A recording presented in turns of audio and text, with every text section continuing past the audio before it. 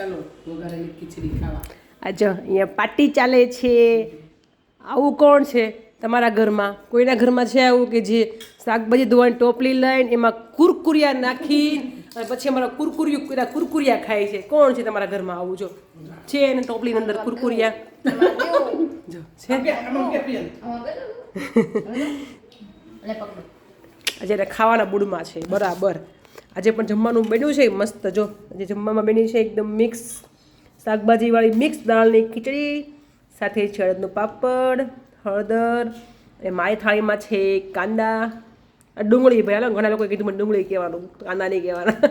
તો ડુંગળી, લીલી મરચી, હાથે ઠંડી ઠંડી મસાલાવાળી છાશ એન્ડ આ છે અમારું કુરકુરિયું. મારું કુરકુરિયું. દીકુ સે ટાટા, સે ટાટા. ચલો એવું જમી લઉં.